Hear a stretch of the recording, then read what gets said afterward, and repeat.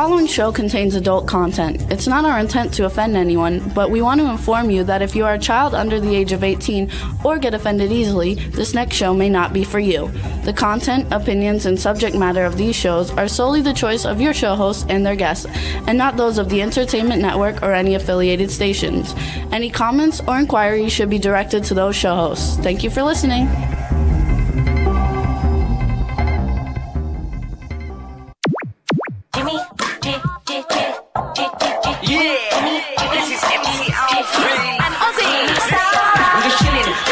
Sitting down and designing, why every man never thinking, what are we gonna be wearing? Yo, I'm a Liverpool MC, you can't test me, big up the girls inside the party, let's get down to crazy Jimmy, big up myself and known as Alfie, the one and only, the Turkish MC. Always love the clothes of Jimmy, British punk, yo, wanna be, Jimmy Star, new celebrity. We'll take you out to Jimmy Stars. Hey ho, what's up everybody? Happy New Year. Welcome to the Jimmy Star Show with Ron Russell. We have a great show for you guys. I thought you might want to show people. Yeah. Okay. So we have a great show for you guys. It's our Christmas show. Lady Lake just joined us in the chat room. I'm sure the chat room will start filling up. We hope everybody had a Merry Christmas. Before I say anything else, let me introduce my cool, outrageous man about town co-host, Ron Russell. How do you do? There you go. And Astro. Astro, get up. So we have a really fun show for you guys today. We're sitting very low. You know, the house is all upside down because my daughters are here. So we had to make sleeping arrangements all over the place. And we had to move some of our studio stuff around. Okay, Astro, kiss me later. So we're kind of like, I don't know what. It looks all right. Does it look all right? No, we look good. The sign is straight. We look good. You think we look all right? Yeah. Well, I think that's good. I don't on with the show. Who's first? I don't see it on this other TV though. So hold on. Who's on first? Stan Zimmerman's coming on first. Oh, goody. And then Stan Zimmerman's coming on first, and then there we go. And then now you can see what everybody sees. Stan Zimmerman. So you guys, we have two great guests today. Stan Zimmerman is our first guest. He's been on several times, and then we have the rock band Revolushn, and we also have DoctorStriker coming on with them, who's someone new who we've never met. But Revolutionn's playing a big show with DoctorStriker in LA in a couple of weeks, and so we're bringing on DoctorStriker with Revolushn. And good, I get to see my buddy Olga. Yes, and they said they love our shirts, and these are Christmas gifts, you guys. Yes, aren't they pretty? I'm wearing a $125 Ralph Lauren. Of course, my daughters did not pay that. They went to the designer mall. Ralph Lauren outlet. Yeah, Ralph Lauren outlet. And they must have paid still a lot of money. But could you imagine a flannel shirt? A flannel shirt that my mother used to buy me when I was a kid for like $3.99 has gone up to $125 for a flannel shirt.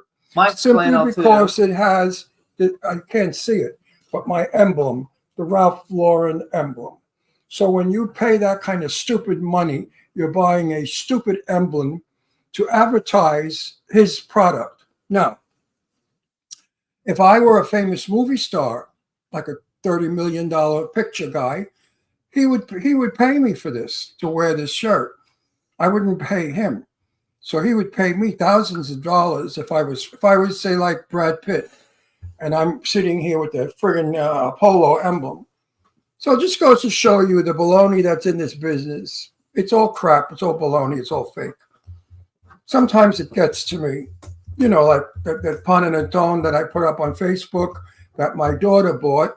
It was $39, $40 for a thing of cake. Of course, she got it for half price because she complained. So she got it for $20. Now everybody's telling me that at Trader Joe's you can get a delicious one for $6. Now, I don't know. The one that we had a lot of rum in it. It was delicious. It was moist. It was an excellent panettone. So for $6, I'm Italian. I know from panettone. My friends are Americanas. They don't know from Italian food. So what they think is delicious is not necessarily what I would think is delicious. Right. So that's a story on the panettone. But things are just ridiculous. I mean, who's got that kind of money to spend $125 for a flannel shirt? Anyway, stop bitching. Anyway, on. people like do. I love so. it as a gift because my daughter's got it for me. Look, it's all cocked. They got me mine too. Mine's Ralph Lauren too, and it's Right. pink. Is yours 125? I don't know, probably more because it's pink. No, mine doesn't have the logo. It has the tag on the Oh, bottom. no logo. someplace. So you're wearing a copy. Because mine's Ralph Lauren, like the. You're like, Ralph Lauren up my ass. You're not fake. Mine is a real Ralph Lauren. You're wearing a fake. So I hope. Hey, Hub Reynolds just joined us again. Hub. Hub, when can we Congratulations. talk about the wedding, or we're not allowed? Well, he told us last week. We He's announced not it to talking everybody. about it. He's one of those tight-mouthed guys. You know, I don't like tight-mouthed people. They're not interesting. He's not. Come on, Hub. Tell us about her. You know, how you met her. What made you think you wanted to marry her, and when are you marrying her? You know, I'll come on the show and tell us about it. Not right now. He can't come on. No, not now, because we're booked. We're so booked, it's disgusting. Really, and truly. He's getting married on Valentine's Day. Oh, well, that's so romantic. She's Annie the Angel. What? She's Annie the Angel. Yes. Isn't that sweet? I love it. Jimmy, why can't I be Ronnie the Regal? You can be Or Ronnie the Wonderful? Regal Ronnie. Hmm. You could be. You're Ronnie the hottest. We got married on your birthday. Oh, I gave you that honor, you sleazy slut. he's getting married to Maui. He says. In Maui. I got married in New York City, in Manhattan, at City Hall, like some peasant. So we hope everybody had a wonderful Christmas. We had a very nice Christmas. Beautiful Christmas. And we got some really nice things, and it was a lot of fun. Oh, I got my It was a family Versace day. pillows. You know, we redid our living room sofa. We did it in tuxedo black fabric. It's absolutely magnificent. But, you know, black eats up a room. So Jimmy found for me real Versace throw pillows. And they're in citrus yellow, like the color of my Versace watch. Look, I got that for Christmas too. Jimmy bought that for me. It's that color and black. I'll take pictures one day and put them up. But beautiful pillows. So it made the living room just pop. And we had a good I got time. everything. What else did I got so many things, but things I really wanted. And Jimmy got, and I love to drop prices because that makes everybody excited.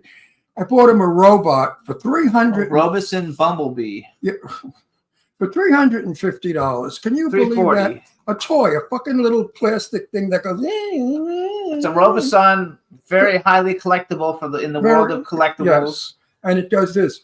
It does all kinds of stuff. It shoots and walks, and it's Bumblebee from the Transformers movies. Oh wow, So- we got a thrill and a half. Bumblebee from the Transformer movie. Yes, Anyway, $350. it's Now, awesome. wait a minute. You bought it as a collector. What kid's going to get that? How many parents? Rich people's kids. Well, when you look on them, because that's the cheapest one you can get. If you get Optimus Prime or some of the other ones they run, I mean, they have one that I would love to get, but it was $2,600. Are you out of your mind for a so- toy for a child? Yeah, but you don't realize the world of collectibles and how like big it is. You know, it's like a $20 billion You know a what? year business. When I was a kid, I got a Buck Rogers set. It was like a tin. It was all tin, and it was Buck Rogers' studio where he lived in the moon and the rocket. I love played that. with that thing till I was about 50. No, really, I love that toy so much, and I was grateful for the one toy I got, and I played with it every day. But these kids get $350 robots. They look at it and go, "Oh, that's cool," and then they put it on the shelf and. I don't think really kids get it. I think it's people who are professional collectors, you know, buy it because they're limited edition. They don't make very many of them. Well, I think you're all nuts, but that's okay. You're entitled to be nuts. I also got a bunch of Funko Pops. I even got the Harry Potter set Funko Pops. I got But I got some really him, good shit. I got him the most exciting one of all, the Rocketeer. And it's a beautiful doll. It's this big, and he's got the jets on his back, and he's dressed like the Rocketeer with the gold helmet. It's a beautiful, beautiful piece of statuary. Action figure too. We don't say dolls. Dolls are for girls. Action figures are for boys.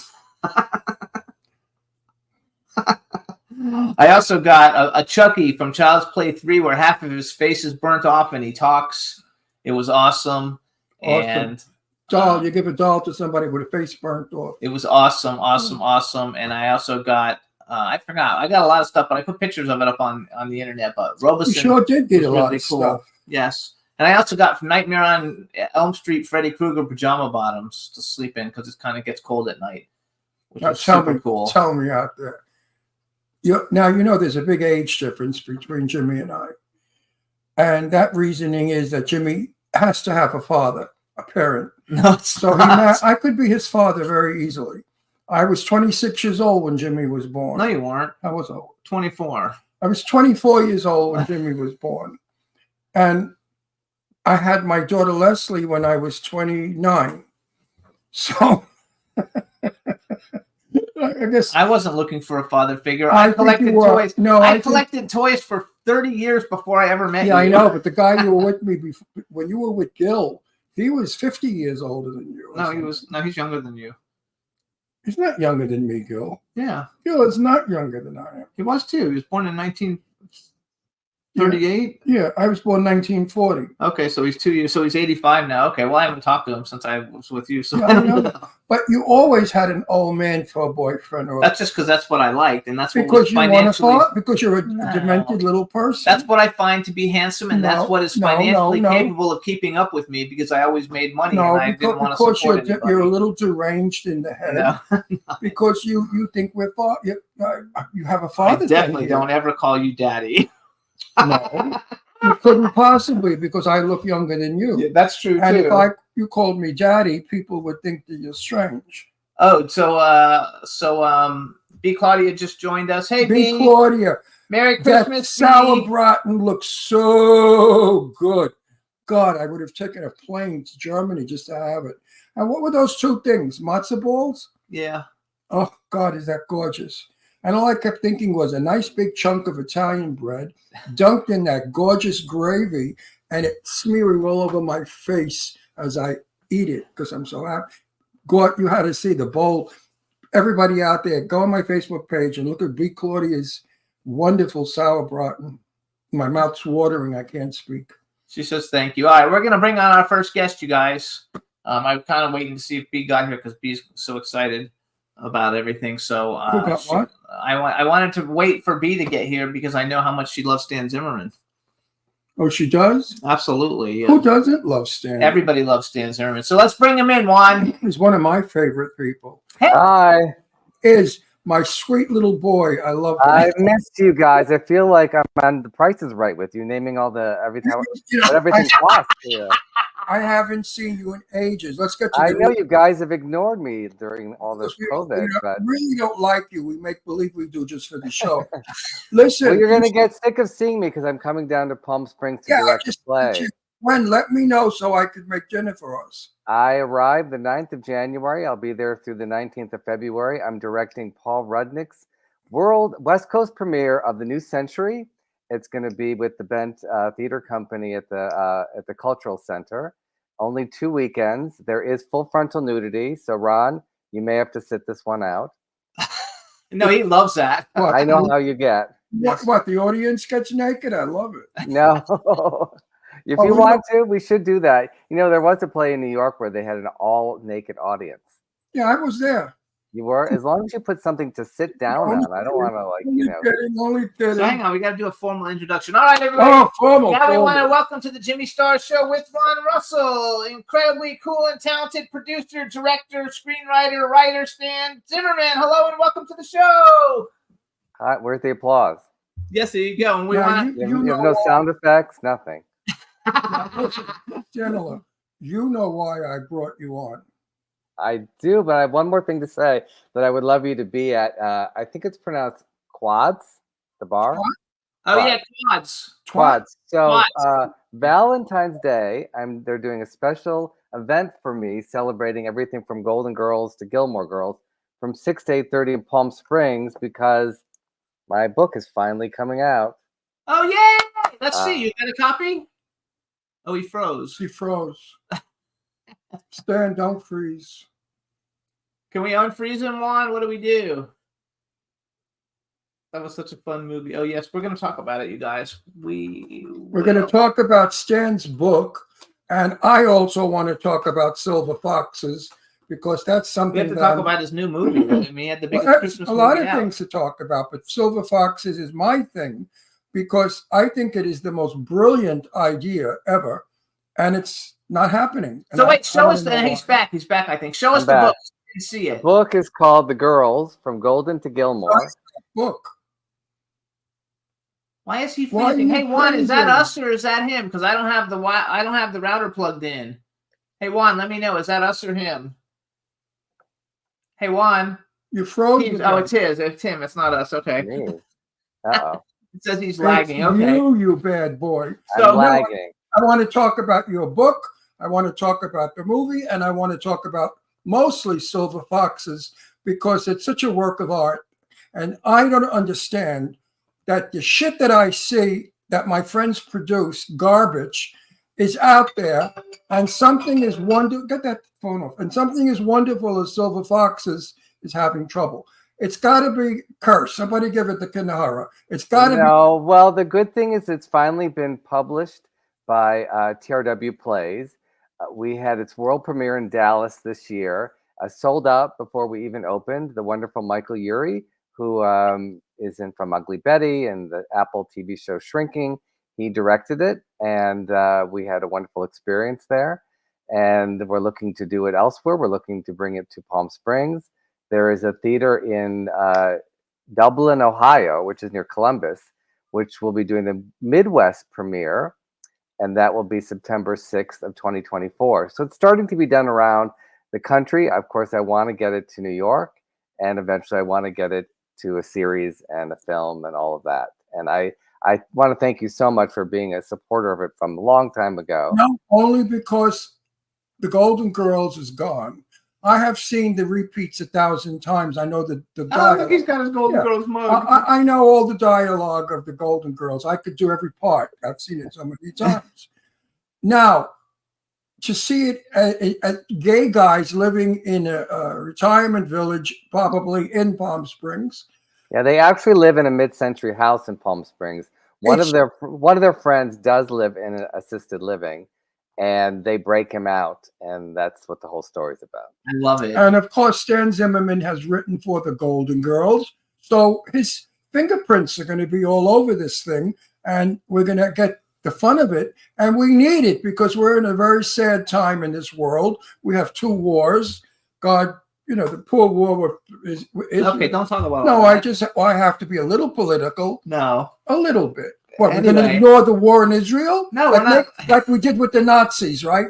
The Nazis were burning 6 million Jews, and everybody said, "You think so?" In the meantime, I want to say, number one, kudos for getting Michael Urie. He's terrific. We're not friends with him, but we met him at a gallery showing in New York a couple of years ago, and he was fabulous. We've been longtime friends, and whenever he would host an event, he'd always show me the script to it, and I would go, well, and I would help him rewrite the patter. He's such a wonderful host. He used to do that show where he would him and the other guys, when they would review some show that was on TV. Yeah, it was on Logo. You know what? Screw all of you. That's how we met him. Screw Yeah. all. You want to drop names? Shut your fucking mouths. I got the name to drop. I was with John Voight and his daughter, Angelina Jolie, Angie Voight, and my daughter were good friends. We lived in Beverly Hills, and Angie and Deirdre went to school together. So I was walking with John Voight by the haunted house, the witch's house in Beverly Hills, and who came jogging by but Michael? No, not Michael Urie. That wasn't You're talking about Michael Nuri. He's talking about Michael Urie. Who the fuck is that? Michael, you know him. We met him in New York at a party. That party with the lady from I thought it was Michael Urie, the actor. No, Michael. He is an actor, but it's Michael Urie, and you're thinking Michael Nuri. They should change their name. Yeah, somebody should. But you touched upon something earlier, which was so beautiful when we did it in Dallas, and it was staged in the round.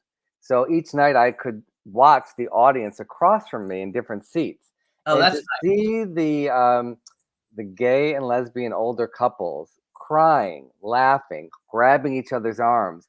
After the show, they would hug us and they would say, we never see ourselves on screen, on TV, and on theater stages. And what you've done with this Silver Foxes is you've allowed us to be on there and heard in many funny ways, but also some, very touching stories about their families and this is my fight. My fight is every time they show gay people, we are dying of AIDS, or we're drag queens killing people, or we're just wacko, sicko people. And they don't realize that I am probably the most traditional man on the planet. I am so far from what they think gay is.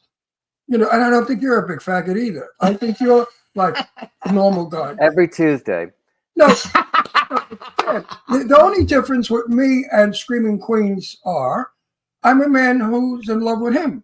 Other than that, I cook, I clean, I live, I'm funny. And this is what you're bringing to us. Well, that's what we want to show. There's a full spectrum of beautiful gay, lesbians, trans people that are many kinds of people. And we want to show all kinds. And that's what would be so great when we get to eventually do a series. That's right. You notice I said when, because like Golden Girls, remember they always had people coming through that door. Their sons, daughters, relatives, gay brothers. We would love to bring all different kinds of people through that Palm Springs door and have these 4 gentlemen. 3 are silver foxes and 1 is a twink.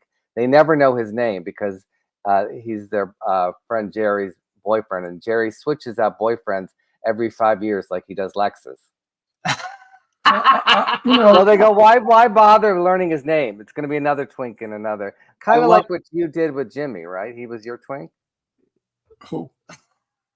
No, not really. But yeah, that's funny. He said kind of like you did with me. I was your twink. Everybody thinks I'm older than him. So I am. Listen, Bruce was on 2 weeks or 3 weeks ago. I know. So we were talking with Bruce about doing the play in Fort Lauderdale, and he doesn't want to do the play. He wants to do his own stuff. So he did a wonderful reading of it in my living room with George Takei and the late Leslie Jordan and Sherry O'Terry and Danielle Gaither and Melissa Peterman and Todd Sherry. It's so great. Yeah. So we're going to bring it to Palm Springs, and you will have to audition if you want to be in the play. But I don't audition, darling. I only work from 10 to 4. Okay. Yeah. Well, that makes it a little difficult unless we're just doing all matinees.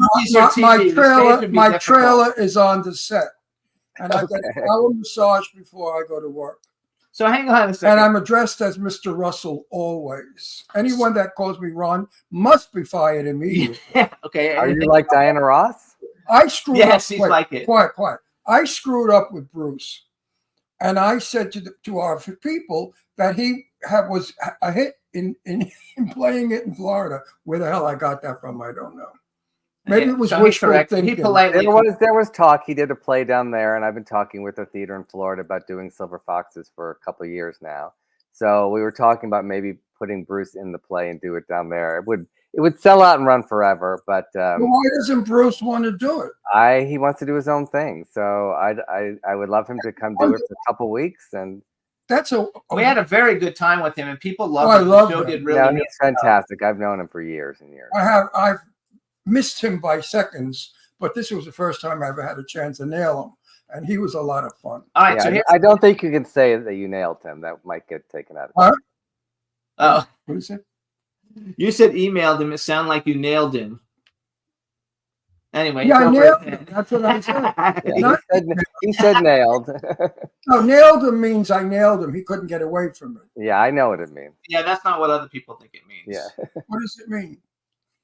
Oh my God! I don't know. How long have you lived in Palm Springs? You nailed him. Banged him. Balled There him. you go. There we go. Look, I would have said fucked him. I wouldn't have said Enjoy your meal. No. So, okay, first of all, so please say hi to the chat room and then say hi to B. Claudia because she's so excited that you're here. Hi. I wish I could see the chat room. Are they asking anything? They probably will. But they want to talk about your movie, which we're going to talk about. Yeah, but say hi to Claudia, though. Hi, Claudia. So let's hear. You have like the biggest. You have like the biggest Christmas movie out with the most press of any movie that's come out at Christmas this year in 2023. Insane, ladies of the 80s. Ladies of the 80s, A Diva's Christmas on Lifetime. You can go to mylifetime.com. You can watch it for free. It stars the wonderful Donna Mills, Morgan Fairchild, Linda Gray, Lonnie Anderson, and Nicolette Sheridan. And the gorgeous Chris Atkins. How about that? Barbo's in it. Alec Mappa's in it. I mean, Yes. We know half of that cast. We know them all. We actually had Donna Mills and Morgan Fairchild on the show in the last 2 years. Right, and they look they're my age, and they look sensational. God, those broads never going to age. They are fantastic and wonderful women, and I'm so lucky I got to write for them. No, stop it. Why aren't you making any money with that, you dumb cough? He sold it. He wrote it. I don't care. He said you get it for free. Oh, why are you that giving has it nothing. away? He's not giving it away. Lifetime. It's not me. It's the network. So you can also buy it on iTunes. You can get it. I think on Prime, Amazon. If you want to help me have lunch today, yes, you could do that. Well, because this is what we fought for with the union when we went on strike. The fact that you do these things and don't get paid. So now I did get paid. Unfortunately, the good and the bad part was we had to stop writing it when the strike happened May 1st. So unfortunately, during the strike, I couldn't go to the set. So I couldn't rewrite any of the lines. So that was good and bad, and that the lines had to be said as written. But the fun part when some people get cast is that you get to mold the scripts for them. We did a few phone calls with the ladies and we got their notes, but there's nothing better when you're on set and you could pitch a new line and have fun with them. As you know, you've been on tons of sets. Absolutely. Yeah. Lines get very stale after a while. I've only heard fantastic things. Cindy Ladylake, who's a big Lifetime fan, and she's in the chat room, and she was just like, it was so magnificent, it was fabulous. And tell everybody a little bit about what the story actually is. Why didn't I see it? Because we don't watch Lifetime because you don't like those movies. But you'll watch this because it is campy. I watch it in a minute. Are you kidding? He's a communist. He's a communist. He really is a communist. He's out to destroy me in America. He really is. No, I'm not. You didn't want to watch. You First didn't of all, tell me. I didn't know when it was airing, actually. And you don't watch stuff on the computer. It's like he won't go to Lifetime. No, I don't watch it. I want to watch it on the big screen TV. Yeah, so why can't I watch it on the big screen? Why don't you order it on Amazon for $4.99? And you'll watch it on the big screen. It is very different than any Lifetime Christmas movie. It's actually funny. It's campy. There's such a gay sensibility. They kept saying to us, "What are with all these jokes?" And we're like, "You hired us. You're going to get jokes. You're going to get honesty. You're going to get a lot of heart." And so it came about because our old assistant works at Lifetime in casting, and he said, "We have 5 actresses that want to make a Christmas movie. It has to be filmed in 15 days in one location. One location. You could redress the location." They did it. So we said, give us 24 hours. We came back. We pitched 5 or 6 ideas. I liked all of them. And the one we went with was the one based on that in the past, they were all in the same daytime soap opera. You know, all these daytime soap operas are being canceled. So the network gives them one last Christmas Day episode live. So they bring them all to Beverly Hills into a mansion, and they're going to film it live. And they come with not only their Louis Vuitton, but their baggage between each other. And there's fights, and there's drinking, and there's eating, and there's a young love story. And it's just, there's some Patti LuPone jokes in there, believe it or not. And it's just really fun. I'm watching. There's a whole slap montage. You know in the soap operas how they all slap each other? Yeah, so we recreated those, and it's very, very funny. And one of the ladies ends up in the pool, and because that happens. And we would love to make a sequel to it. So there should be many more. Yeah, everybody loved it. It's such a hit. You know what's wrong with today that I fight all the. I don't think we have the hours to hear it. No, but wait. If you read my column, what I write every day, I write about Hollywood, I'm 64 years in the business, Stan. I came into business in 1959. I was in a world of magic. Cameras were the size of Volkswagens. Cables were this big. Rehearsals, big lights, movie stars, Champ Hunter, Sophia Loren, all these people were in my world, and it was great. Professionalism, forget about it. Everything was precise. Everything was done right. They knew who, how, what. Today, a bunch of schmucks are in the business, assholes, that they're working in a garage under the car changing the oil. and somebody says, why don't you be a producer? Okay, I'm going to go be a movie producer, and I'm going to get a lot of people to give me money to make a movie, and I'll put them in the movie. Of course, they can't act. They're all a bunch of schmucks, but I'll put them in the movie, and you know what? And they sell the fucking movie. And all the morons out there buy these crappy movies and watch the same shit over and over again. 10 people in a room, one by one, they get killed. It could be a mansion, it could be a boat, it could be a rocket ship, the same garbage. Then somebody like you comes along, and a few other people I know, who have minds, who know how to create, who know how to make you laugh. Very few of you. You are in a world of shit. If you were in my day, no, seriously, Stanley, if you were in my day, 1959, you would have been today probably one of the best, greatest producers ever. Writers and producers. No, producer. Stanley's a producer. I've seen Stan's work. He's genius. He does very, you give him $2 and he gives you $1 million night. Oh, that's sweet. No, I always wish I had been born in Hollywood in the 40s. It's funny because when I was growing up in a suburb of Detroit, my parents said to each one of my brother and sister, we will take you for your 13th birthday anywhere in the world. Where did I pick? Hollywood. My mother just had it in my eye, in my heart, in my eyes. I created my own network in my bedroom. I just dreamed it. I lived it. I got variety sent to me once a week in Detroit when I was like 12, 13 years old. I memorized every Broadway show, what theaters they were at, the ratings of TV shows. I was obsessed with all of Norman Lear's shows. That totally changed my way of looking at entertainment, that you could care about people, you could change people's hearts through laughter. And I luckily got to meet Norman a few years ago before his death. Yeah, unfortunately. I mean, we wanted him to live forever, but what the legacy he created and the minds he changed, like mine, that you didn't have to just have silly comedies. You could show a part of people that was never seen on television and challenge people too. I was there. I'm from the Alfred Hitchcock, Sidney Lumet day. I was directed by Sidney Lumet in my first movie. I had no idea how you would make a movie. My brother-in-law was a documentary movie producer, Evan J. Anton, and I was in love with Sophia Loren like you can't believe. I was 19 years old. So my brother-in-law, kidding around, said, you want to be in a movie with Sophia Loren? I said, are you serious? He said, yeah, they're shooting out here on Long Beach, Long Island. The movie's called That Kind of Woman with Tab Hunter. My brother-in-law and Sidney came up at the same time in the 30s because my brother-in-law was considerably older than my sister. And he snuck me in. I mean, I wasn't even supposed to be there. All right. He just got me on the set. And I was a soldier. And I was in 3 scenes of Tab Hunter's and 3 scenes of Sophia's. And of course, I got to know Sophia because I'm a ballsy son of a bitch. You know me, I talk to everybody. And she let him. They didn't kick him away because she liked him because he spoke Italian and she didn't speak that good of English. Right. And I was sitting next to her and one of the guys came over. He said, hey, soldier, up. You can't disturb Miss Loren. And Sophia said, oh, no, let him stay. And later on, the joke was, she said to me, your Italian is as bad as my English. But we will get by.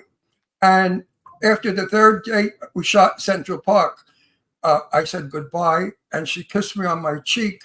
And I remember running home from 59th Street to Astoria, where I lived, to my aunt's house where my mother was. And I said, Sophia Loren kissed me right here. Oh my God. I thought I was going to die. I really mean it. I kept doing this. She kissed me. Oh my God, Sophia Loren. And I was a gay man. I don't know how I got so involved with that. But anyway, Hollywood was, my mother was an actress, silent movie actress, Jenny Gabriel. So I was raised with all of Rudolph Valentino and Norma Shearer and Vilma Banky. I knew them all. And my mother came here in 1950 and she dragged my grandmother and I to California. And we went to see Valentino's house that was being torn down. We went to the cemetery where he was buried.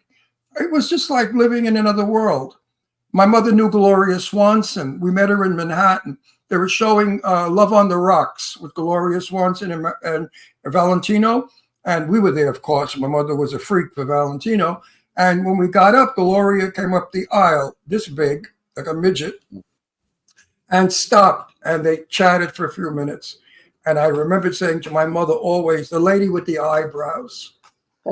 Eyebrows that went like one string all the way up like that. I never got over. So Were they drawn in? Were they drawn in? just pencil. So when I used to watch Howdy Doody, I thought that Mr. Bluster or Howdy, they had the same eyebrows. So I want to go back to the Wait, Divas just let me movie. do a little bit more of this to bring Stan into this mood, this area I'm in. You would have been so Hollywood. You would have loved the parties. You would have loved meeting everybody. I knew Rita Hayworth. Jane Russell was my best friend. We hung out with.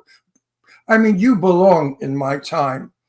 You really did. I Because always felt like I was in the wrong period. you came in too late, Stanley. I would have loved the Busby Berkeley musicals. I'm obsessed with all of the creativity. I don't know if you've seen his movies. Yes. Were so smart and so he really expanded the vocabulary of filmmaking. You know, on one of those shots, he had them open up the top. They busted out of the That's top right. of the ceiling of the soundstage to get the camera up there. Absolutely. And he had never studied dance. I still believe there is a biopic about him. I think what he did and created a whole new visual look for films that's used today in music videos. I mean, we owe so much to him, and no one really knows his story.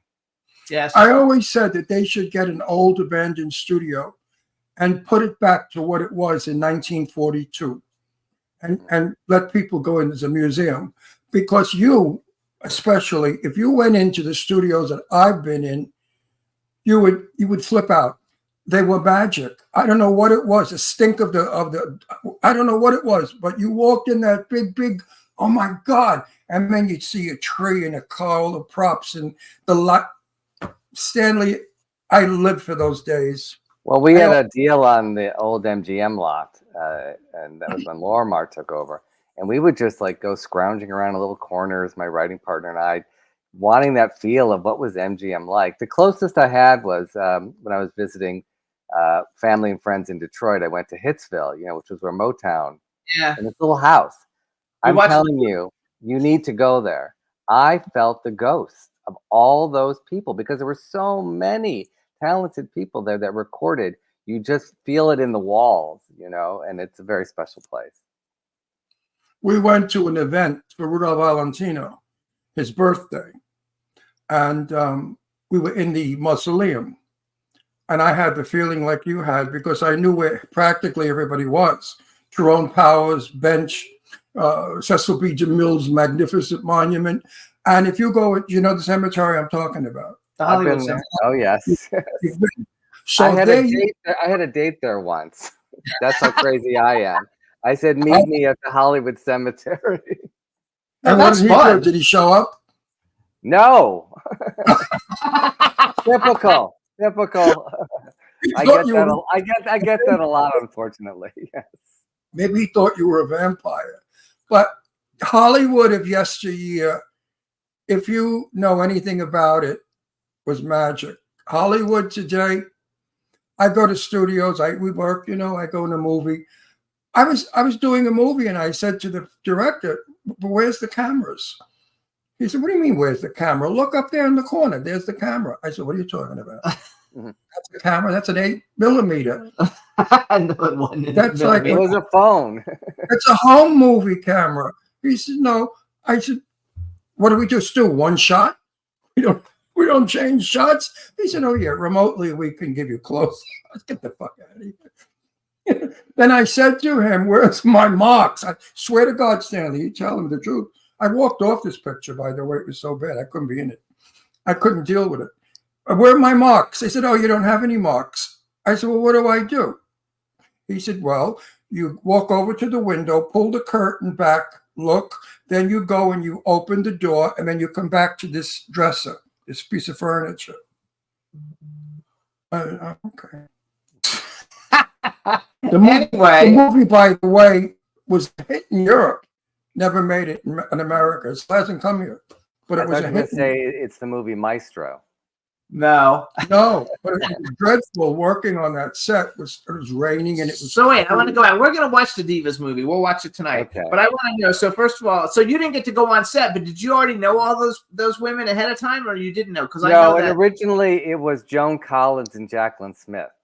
I had met Joan Collins a few times. We had developed a sitcom for her back in the day that didn't end up happening. But we got their notes. They agreed to do it, and then because of the impending actor strike, they had to film the movie like in 2 weeks, and those two ladies couldn't work their schedule to be in it, and that's when Lonnie and Nicolette came into the picture. Were you I alive? love. Hang on, let me talk. I love Nicolette Sheridan. Did you? Oh my God! So I only met her as we had this big party that Lifetime threw, and we just hit it off. She is fantastic. She is hysterical. I love She her so much. She gets what we were doing and the writing and the jokes and the campy fun part of it, and I look forward to getting to know her better. So I only got to know Donna Mills a little bit. She came to a play that I had directed. She is fantastic. We also met the other. We met at one of your plays. We met who's the other like Joan lady? Van Ark. Joan Van Ark. At one of your plays. Yes, Joan comes to all my plays. She's wonderful. And then how was So do Christopher? I. How was Christopher Atkins? I was not there that day, which is probably a good thing because I probably would have just stammered because I had such a crush on him growing up, and that those curly blonde locks I think kind of messed me up for life. Yeah. We're doing a movie with him soon at the beginning of the year, and he's one of the people Cool. that's in it. That I'm producing a movie, and Ron's in it. So Yeah, you keep promising me a part in one of your movies, but no, I sleep with the producer so I get all the parts. okay. So I just got brought on as a producer. It's not actually my movie. I got brought on to produce it. You know what I'm excited about? I shoot soon. I play Kevin Bacon's father. I'm so Wow. excited. Yeah, And Christopher Atkins is in that movie. And it's a good role. It's a good role. I have an excellent role as his father. Christopher Atkins is in that movie. Right. yes, and we love Kevin Bacon. We also have Mark Hamill. Yeah, do you have a scoop on him? Is he nice or what? You know anything about him? I only saw him a little bit when I went to New York at NYU. He was in Circle in the Square, and I would see him occasionally in the building, and we kind of got a sense if he was going to be something. And I call myself the gay Kevin Bacon because I have one connection from everybody somehow. But I just really respect what he does, and that he's gone from stage to film and TV, and he just seems like a Music, Bacon yes, Brothers. he does good. Yeah, he does really good work. I heard he's not friendly on the set. He does his shit and goes in his room. So, but that's okay because I'm friends with the other one. He's nice. The one from Star Wars. I'm playing with him also. What's his name? Mark Hamill. Hamill. Yeah. So I'm playing with Mark Hamill and Doug Jones. And Doug Jones, who's a good friend of ours. So it looks like Mr. Russell maybe, getting a couple Academy Awards, Emmys, So I want to know, so you knew you wanted to do this. I mean, you were getting the Hollywood Reporter at 13 or Variety or whatever. Like, what is the first big thing that happened to you that sparked this career? Like, what was the first thing you did that, like... He told you. He was born into Hollywood. No. I was born into it. I made my dad... I met Sal Mineo as a kid. He came to Detroit to direct an opera, but I was too big, and I'm teeny tiny, but I guess they had to carry me around in the play. But I got to meet Sal Mineo. I think the first inkling of was Golden Girls, really, was, we had one staff job before that, but the magnitude of what Golden Girls was and being there for the season 1 and seeing it just explode literally in front of us from this show. We would go to tapings before it was on, and to learn more about the characters. And nobody knew it. Nobody expected any show, and they still don't, about older people being successful. And then seeing the world fall in love with those 4 ladies, and then getting to be friends with Estelle, and so that was, and being the first of my young group to actually have a real job. And I appreciated every single fucking moment of it. I don't know why. Maybe how I was raised, just to appreciate things and to really stop and say, you work hard, but like, I'm here. And my grandmother always would say, just get your foot in the door. Even after Golden Girls, I said, Grandma, we called her Mama, the foot's in the door. I got to get the rest of my body in. But that was a big turning point, and then just keep working hard at it. And So let's brag a little bit. So you guys, not only did he write for the Golden Girls, I wrote all these things down, and he's done a million plays. You guys, he wrote for Roseanne. He wrote for the lesbian kiss episode, the very famous lesbian kiss episode. Gilmore Girls, which was like a huge show. He wrote the very full. Both Brady Bunch movies. Yeah. Is Gilmore Girls still going on? They made a Netflix 4 episodes, but the fan base has been huge, and they have an annual fan festival in Connecticut called Fan Fest Society, and I have made such a good family of friends. These people that follow me from Dallas to see my plays, because we bonded over Gilmore Girls, and they're just such wonderful people. And through these different conventions, I've been on the Golden Girls cruise. They're doing one to Sicily. You should go to Sicily next September. There was a Golden Con in Chicago. We did 2 of those. So I love meeting the fans. I'm not, like a celebrity like you are, Ron. They get noticed. They get noticed. People don't know writers. So when people come up and talk to me and they find out that I'm a writer on the shows, they always say, I hope you don't mind, but can I tell you what your words meant to me? And I go, please. It just is so gratifying that still after all these years, people find meaning, and whether they were laughing or they got to sit down with their grandparents and share Golden Girls with them. Okay, let me say something. 64 years in the business. You know how many writers I've met? Who knows? Can I give you a number? Pick one. How come I met you and you stood out? And I fell madly in love with you and everything you did. And I laughed my ass off at your work. That's the glasses. From the Golden Girls to the shows that I've seen of yours, your little plays in LA. I know shit from Shinola. Stanley, why you're not the number one in our business, I'll never know. And I'm not blowing smoke up your ass or making. I wish you would. Yeah. I wish somebody would. No, seriously. You are just genius. You are capable of turning a boring script into something magnificent. You're an artist at what you do. And I so appreciate the art of our business because I love our business. I grew up in it. And I don't like what's happening to it. So when I come in contact with you, I get happy again. I so thank God there's one person that knows what the fuck they're doing. Because I don't like working with people that are not professional. I'm a snob. I have to tell you that. I mean, if a director's not the right one, I get a lot of offers, believe it or not, for work. When they need an old man that can walk and talk and look good, get Russell. So they get the 100-year-old. And a lot of the people, I just say, I'm sorry, but I don't do $2 movies. Period. Because I don't. Because they stink. And they're not fun to do because they're done in a kitchen with a cell phone. And that's not who I wanted to be. They're not as bad as $2 movies, but no, but they're like $4.50. Yeah, I've done a lot of television years ago. I mean, I've done stuff that I'm proud of, and I don't want to end dead like Betty Davis did. But I knew Betty well, and I said that to Betty one time.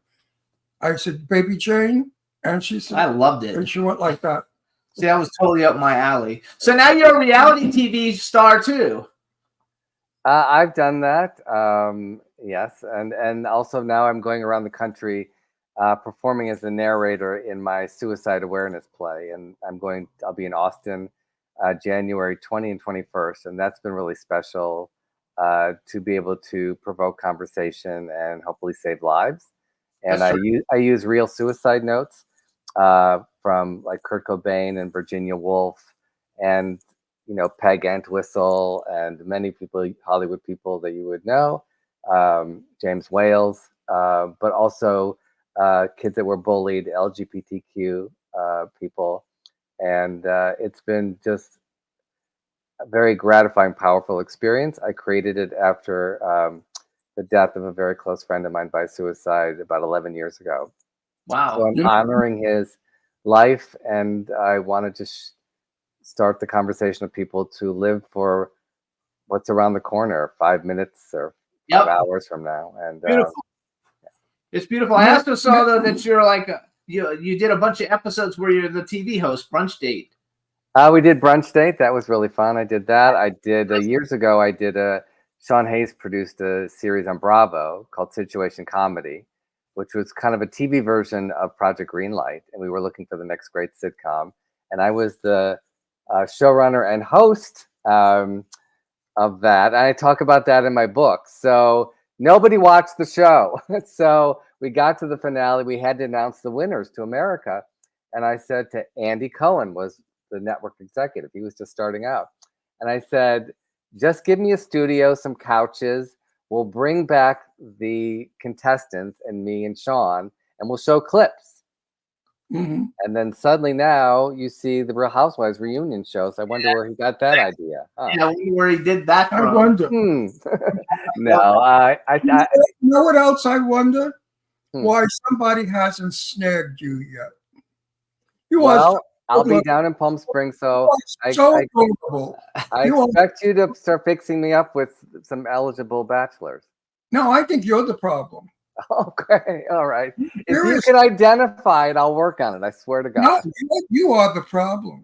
I'm the Because problem. I'm sure there are so many guys that flip over you, you just don't see it.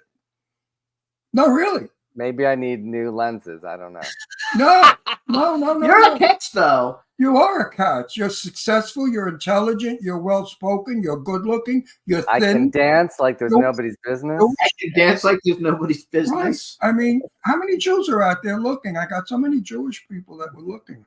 So wait, let's ask you. So is there? What are some of the shows that you, as a writer, that are out nowadays that you actually like, that you think these are good quality shows? Do you watch? First of all, do you even watch TV? I don't even know. Maybe I you don't. do. I don't know if I could write it, but The Gilded Age I absolutely adore, and the man Michael Engler, who produces and directs it, he also directed Downton Abbey the movie. We were at NYU together as acting students, and I turned to him and I said, "You should be a director, not an actor." And he went to Yale Drama School, and the first thing I wrote, he directed, and I did love that show. And it's filled with every Broadway star. I mean, it's crazy. It's such an interesting period of New York history back then. Yes. I'm really enjoying that. I really grew into I liked Hacks. Love Hacks. I loved the Bridget Everett show with Jeff Hiller on. Now we don't know what that one is. Yeah, that was really good. Somebody Somewhere, really, really complex and funny and dramatic and just really great. We loved Hacks though. I wanted Hacks to come back, but it didn't seem to come. No, it's coming back. I got to work with Jean Smart on the Brady Bunch movie, and she is hysterical. I mean, she is such a good actor, but she is so funny.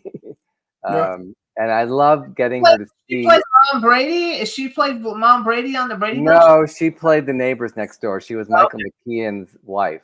Okay. And she kind of had the hots for the two Brady boys, which you couldn't do nowadays. Right. So there's one scene where she has two of the boys, and she goes, "Oh, I'm in a Brady sandwich," which you couldn't say today. But we got away with it then, and that's another subject we can have one day.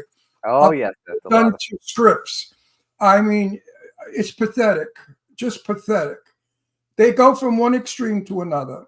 They go from showing Julianne Moore shitting on a toilet bowl, wiping her butt, and looking at the shit in the toilet paper. That's okay. But if you do something that's a little risque, they cut you right out. Yeah. I don't understand. I can't stand seeing famous A-list celebrities Doing pooping on that. the toilet in movies, and we've seen a lot of it And lately. it's so. I look away. It's like when a horror movie. Don't go near the I toilet. start screaming. She's such a great actress. She doesn't need to do that. No, you know why? Years ago, when Marilyn Monroe was alive, my best friend, Miss Tommy, I have to call her Miss Tommy because that was his name, Miss Tommy, loved Marilyn Monroe. I wanted to beat the shit out of him one night. We were walking home from the movies after seeing a Marilyn Monroe movie. And he was carrying on about how she's like more than God, Jesus Christ, the Messiah, everybody rolled into one. I said, Tommy, she shits and pees like everybody. Well, she does not. I said, what do you mean she does not? He said, she does not do those things. I said, are you out of your mind, you sick queen? Of course she does. She would be, he swore up and down that Marilyn Monroe did not pay. I said, she did worse than that. I said, she swallowed. Oh my God. Oh, he went nuts on me. He went nuts. I'll never forget that. Walking home, because we lived in Astoria, we walked from Steinway Street to our house. And he was upset with me for days. He said, maybe she does that, but you didn't have to bring it up. I didn't have to know that. That's how we revered stars in my day. Yes, they were a little bit under a glass. They were not human. They didn't fart. They didn't do any of that stuff. Never. Would you ever think of Greta Garbo, or how about Rock Hudson? As gay as he is, gaying it up the butt, you know. Nobody thought of those things. Wait a sec. So who are I some? thought he was a top. No, Rock was the bottom. I think Rock was versatile. I knew Rock. No, I knew. I went out with one of his friends years ago, many moons ago, and I got a lot of dirt on Rock, but I knew him. So wait a second. Do you have certain, like, what stars from the golden age are ones that you always really liked a lot, or you either watched their movies, or if you could like make a movie with any golden age stars, who are some of the stars that you would want, if it was possible to go back in time, who would you have liked to have worked with from the golden age? Well, Gene Kelly. Oh, that's terrific. That's I love Gene Kelly. I loved him. I loved his physicality. And Singing in the Rain is my absolute favorite movie ever. Oh, that's terrific. I loved it. I mean, Donald O'Connor was great. I got to meet Debbie Reynolds. I still have some matches with her name on it.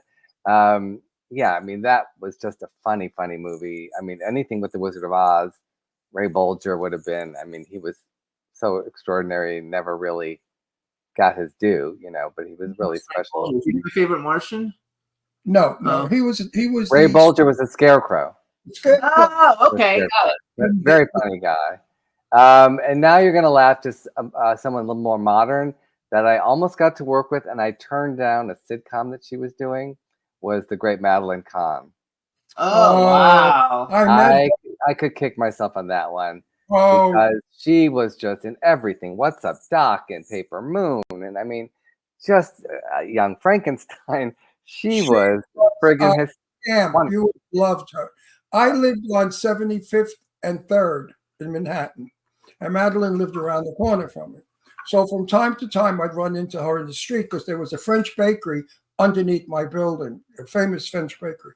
And one day I met her, and I said to myself, how she finds her way home, I'll never know. Loaded, she was a pothead. She was like this. And she was that big, absolutely incredible. Yeah, I got to see her on stage on the 20th Century. Remember, it was Calvin Klein and Imogene Coca. Yes, Imogene. That was another one I knew. Yeah, that was great. And Dick Van Dyke's show and Mary Tyler Moore. I mean, that was just really important to me to see a writer, like a TV show about a writer. And I just thought, I want to be in that room, and I want to find, a blonde girl with a little black bow in her hair that would be my best friend at work. And so that was seminal for me as well. We watch a lot of MeTV at night, like and on Sunday nights at 11 o'clock, Dick Van Dyke is on. The Dick Van Dyke Show is on. That was so smart for its day. I just remember, and when he'd skip over the little ottoman thing, and I loved his physicality. So that goes back to like a Gene Kelly. The way he used his body. He just had a birthday a couple days ago. Yeah, and he's like 98 or something. The person that you probably wish you could have met was Milton Berle.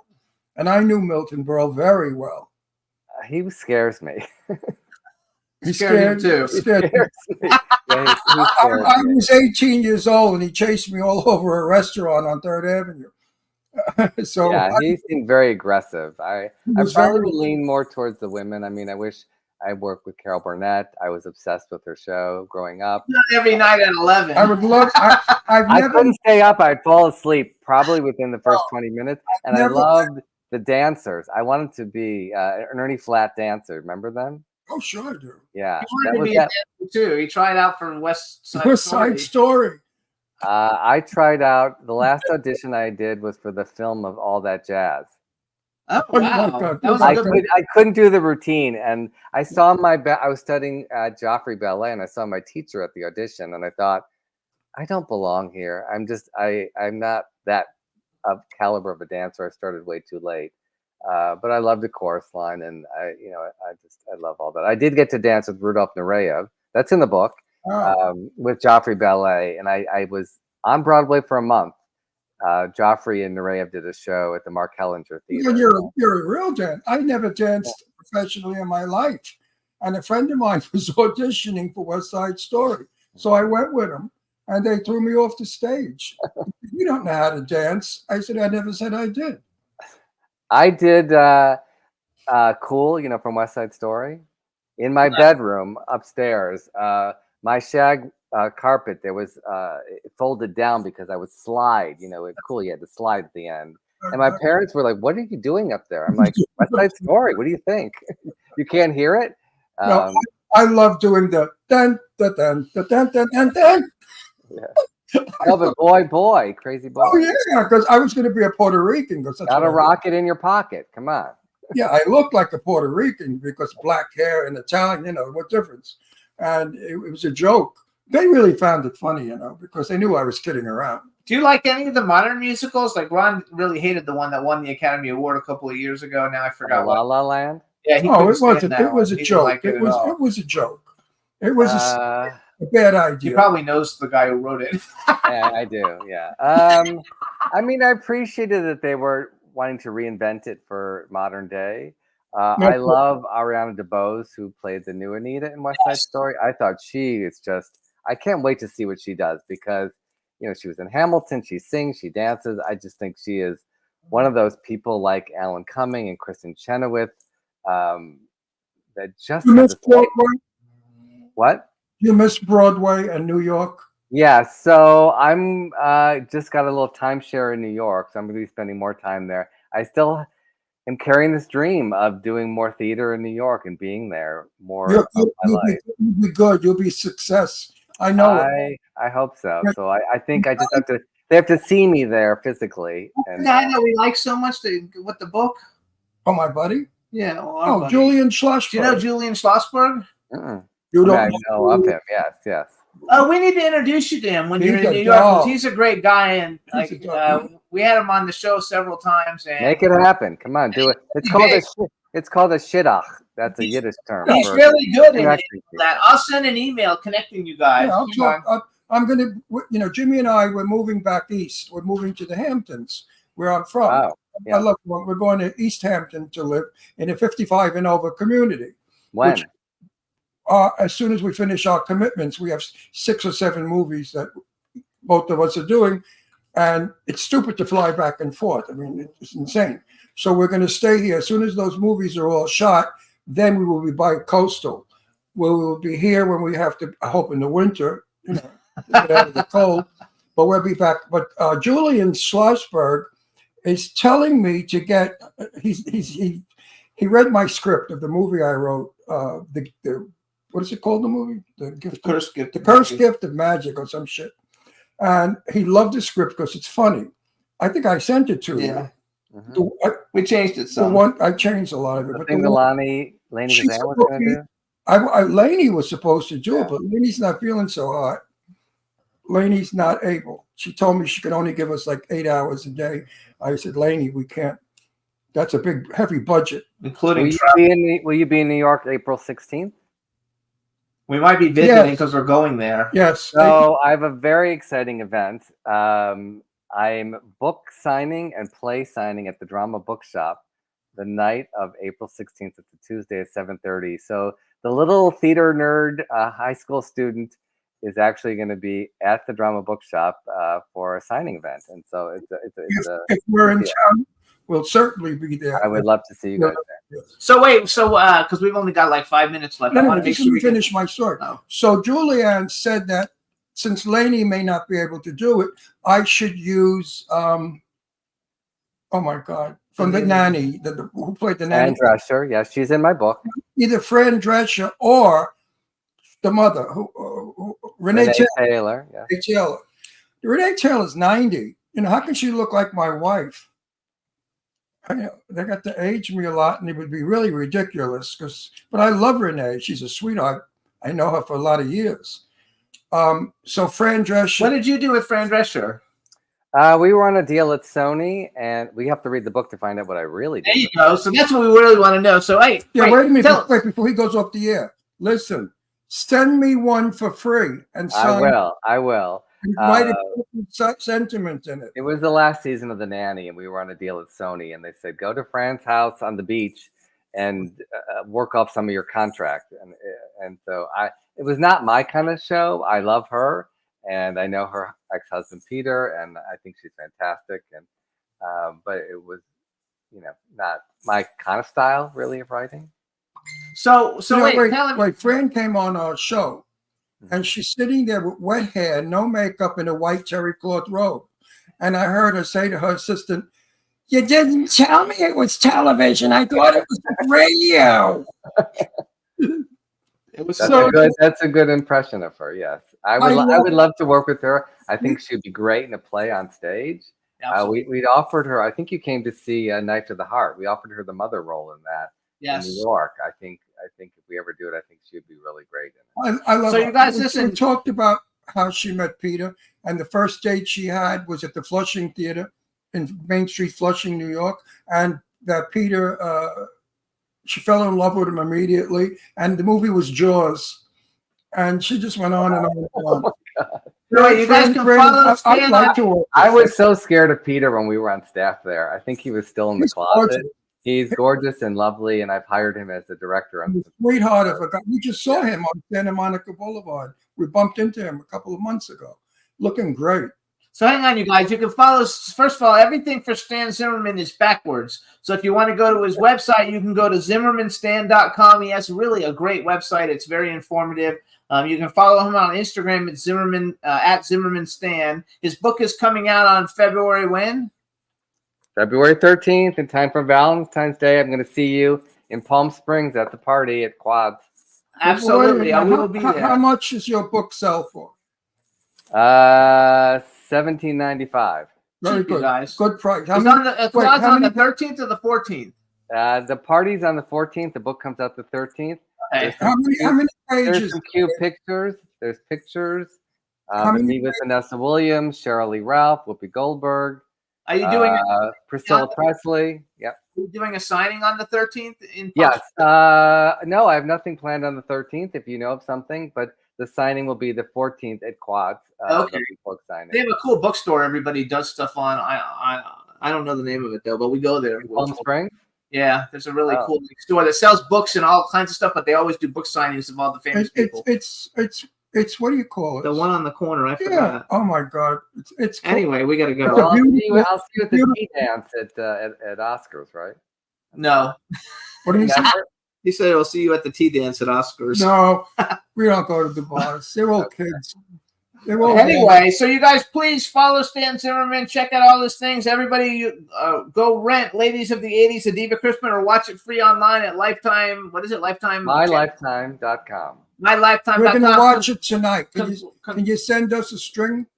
No, we're going to pay for it. You're going to pay $3. Come on, you just said I should make a couple of shekels. Yes, you got to pay for it. I got to explain. You know Mr. Blackwell, right? The name. Yes, of course. Mr. Blackwell was like my father, my best friend, my savior. I loved him.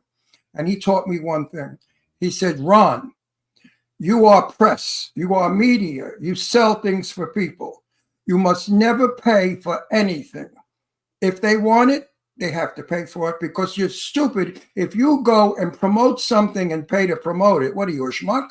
He said, you got to let them give you something. Which, by the way, I want to thank everyone because we were like number 9 on iTunes this week, and out of like 1.8, I think there's 1.8 million, shows like this. So we were number 9, and we are in the top 100 in 10 countries. Well, I'll tell you what, I will give you a signed free copy of this book, but you have to see me in person in Palm Springs. We will. We're definitely going to see you in person. He wants you to come to dinner. We're not bullshit. I'm going to make you a beautiful Italo-Hebraic meal because that's how I make. No, don't laugh. Don't laugh. We got to go, though. Got to go. Something make weight you- conscious. I'll make you pizza No, our next into guest. matzo. No, Pizza. no carbs. You ever have No carbs, she said. Wait, you never ate you never ate my Yiddish pizza, which is matzah pizza. I make a pizza out of matzah. Wow. So crispy, so delicious. To quote my food icon, the late Suzanne Summers, be fit, don't be fanatical. So if you make it, I'll eat it. There you go. I Well, love I it. know if I make it, Congratulations, Stan, and have a happy New Year. Be You safe. too. I'll see you in 24. yes, All right. you're terrific. Bye. Love you guys. Maybe Love see you you. too. See you. Bye, B. We'll definitely be there. I That'd love be that fun. guy. All right, you I guys. really love him. So now what we're going to do real quick is play a quick music video, and we're going to bring on our next guest, you guys. So the But music video. if you all out there only knew how talented that man was, Okay, we got to go. you'd be so we're done proud with to him know. now. No, shut up. I'm proud to know him. He's such a talented guy. So you guys, we're getting ready to bring on Revolutions. Here's my favorite video because it's got aliens. This is Spiral Galaxies by Revolushn. Enjoy, and when we come back, we'll have the band on with us. Enjoy.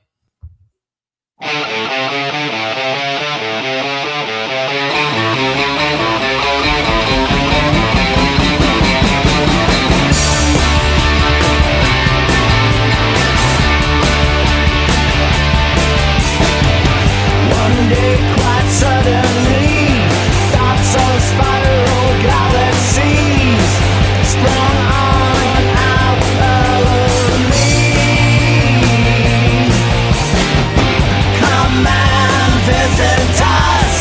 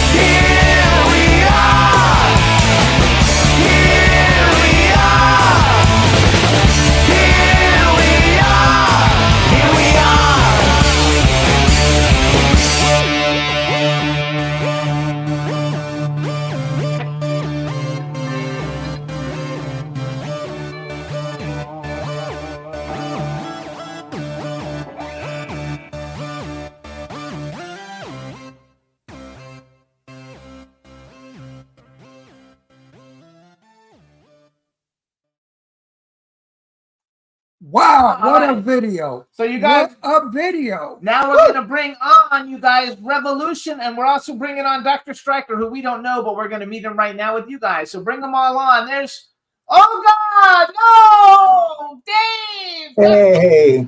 Oh, no! Hi. Plus, I looked at the video, because you know me, I believe in extraterrestrials, you know that we're all from another planet. And I said to Jimmy, who did this video? And he said, Olga. I said, what a stupid question for me to ask. Olga is not only my secret lover, but she's also Hey. no, shut the fuck up. You've got a chance. You're lucky I don't drive long distances anymore, or I'd be up. Hang on. All right, everybody, now we want to welcome to the Jimmy Star Show with Ron Russell, 3 of the members of Revolushn, Olga Perry, Noah Mansfield, and Dave Kendrick, along with DoctorStriker's DoctorStriker. Hey, Yeah, how are you hello. guys? This is Ron Russell, since you've never Okay. met him. I'm Jimmy Star. No. Wait. No, who's that guy? Yeah. No. You know I tell the truth. Yeah. Music got better. I like that song. No, really. I was never a fan of your music. You know that. Too noisy for me. But that one with the space thing, I love it. Love the video. Love the song. Love the music. I'm really. It's great to have an in-house video genius. It's Yes, great. it does. No, Having I'm Olga really helps. proud of my buddy. I'm proud of him. You did a good job. You played nice music. Dave, you look good. We haven't seen you in a long time, so it's nice to see Thank you. you. Merry Christmas, Happy New Year, everybody. Happy Dr. New Year, Striker, yeah. we know you. We're going to talk with you in just a second. As soon as we catch up a little bit with Noah and Olga. Dave doesn't play on drums. He plays on garbage pails. Yeah. Remember that night you were with the garbage pail? I do. I was so impressed. I said, I don't believe this fucking guy. He plays the garbage pail, and it sounds so good. Hey, it was Home Depot's finest. Yes, it was. So how are you now? What's new? Oh, no, same old stuff, you know. Just, Did you invent a rocket to Mars yet for us to live in? Oh yeah, I'm over that though. That's Yeah, Frank, you've been promising the Mars tour for quite some time now. And yeah. And how's the pot farm going? Yeah. Well, if Elon would get his fucking spaceship ready, I could, you know. Yeah. What is it? If Elon could get a space show to see, and Olga didn't mention. He wants to know how's your farm, Olga? The pot farm. My farm is doing good. I have all my food grown by myself. Now, what kind of food? What kind of actual food do you grow? Everything I like. Everything I want to grow, I grow.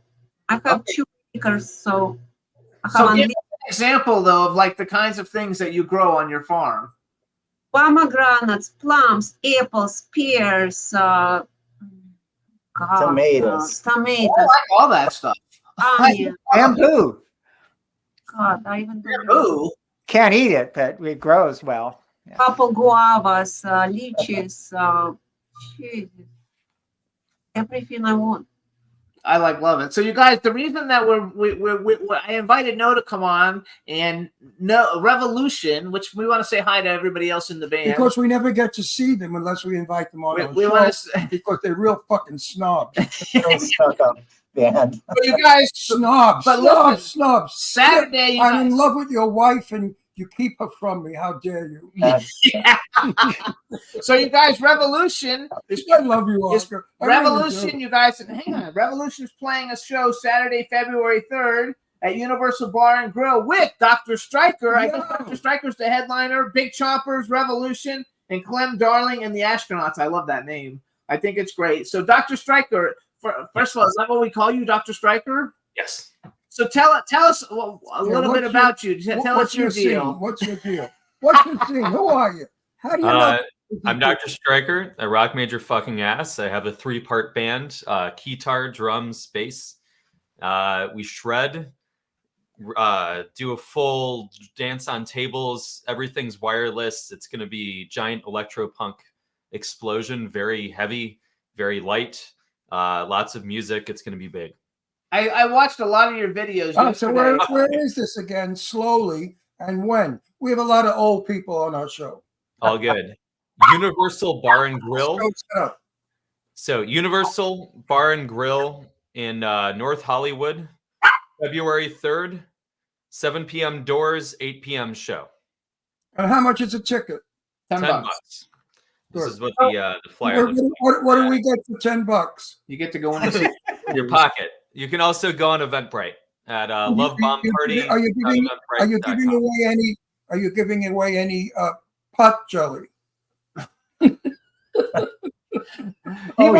doesn't even understand that because, like, that's No. nothing. At the door, you should have a little teaspoon, and everybody that walks in, give them a little pot jelly. Butter. It was Pot- butter. I've seen it happen on a risk. We use acid these days, Ron.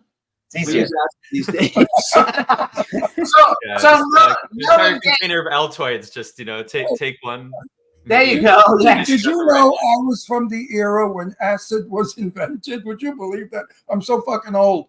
I remember when nobody ever heard of acid, and suddenly it became the thing. And I would go to parties, and people would be crying, looking in the mirror. They saw skeletons. I mean, it was freaky. So I want to know. So how did Revolushn meet DoctorStriker? No, or Olga or Dave? Well, we've done gigs. I was actually for the last show on Earth. I was the bass player in DoctorStriker's band. It was awesome. But we go back years now. We did 3 shows in let's see, Molly Malone's that punk place in Long Beach, and then the tour. The tour. We went SoCal for a tour. Yeah, we did. I actually, I think I met No in Modesto, playing in That's the middle of right. the Central Valley, and he showed up.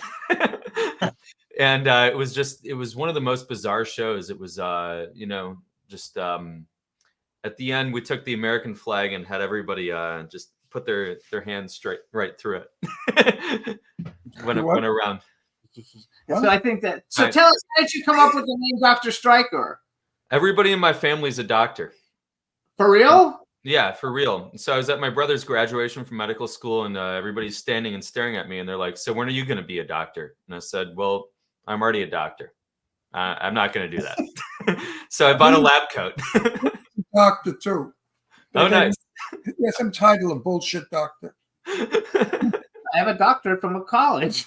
What kind of doctor? A doctorate of education. You're a doctor of education. Yeah, that's what a doctor is. I'm a His family. Are your family medical doctors then? Yeah, medical. I'm a doctor also, a doctor of bullshit. So how did you come up with DoctorStriker though then? Because you could have been Doctor Anything.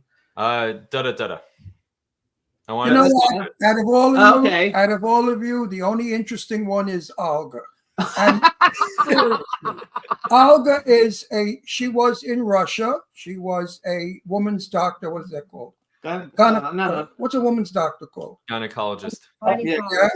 Also, she had her own radio show. Also, she's a scientist.